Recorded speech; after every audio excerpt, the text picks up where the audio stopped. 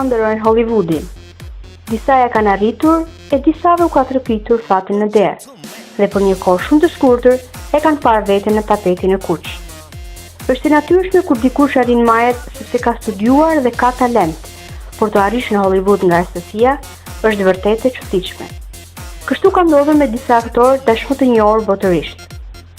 Me siguri e kujtoni kush është Mel Gibson, i njohur nga roli i tij në filmin Maxi i çmendur. Gibson është autori australian që paguhet më shumë në SBA dhe 2 herë fituesi i çmimit Oscar. Në fakt, karriera e tij ka nisur krejt rastësisht. Motra e tij e ka regjistruar në një audicion për rolin e një filmi pa dijeninë e tij. Por një natë para audicioneve, ai u përfshini një zëng dhe fytyra e tij u rrah keqas. Për shkak të kësaj, ai nuk ka dashur të shkojë në audicione, por i nxitur nga miku i tij, merr pjesë. Për fat, regjisorit i ka pëlqyer fytyra e tij, sepse janë dashur statist me pamje të serratosur, prandaj menjëherë i ka ofruar punë. Kështu, ai devijon nga fusha e gazetarisë dhe nisi të aktorë krejt rastësisht.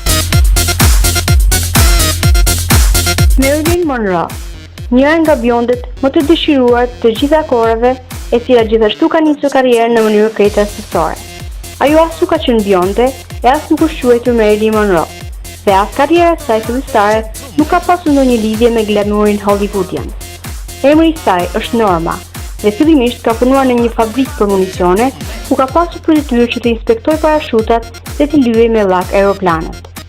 Shumë rastësisht, duke u fotografuar për një artikull për fabrikën e të cilën punonte, fotografi i revistës Young i ka seksuar atributet për të cilat as ajo vetë nuk ka qenë e vetëdijshme.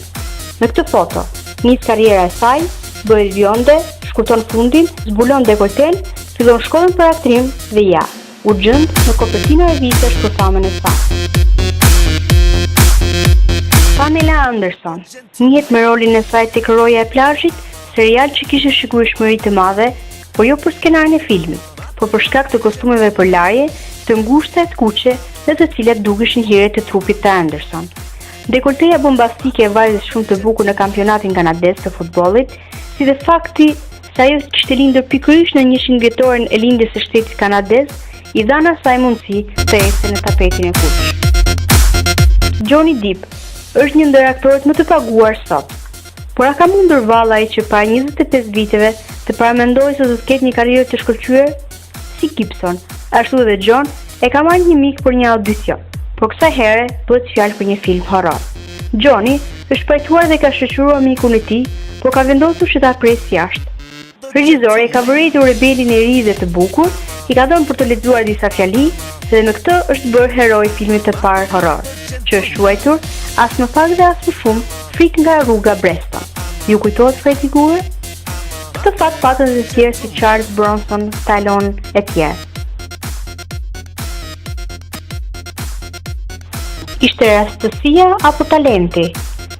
Rastësia mbreti botës thonë, ndoshta ia vlen të besojmë kësaj shprehje.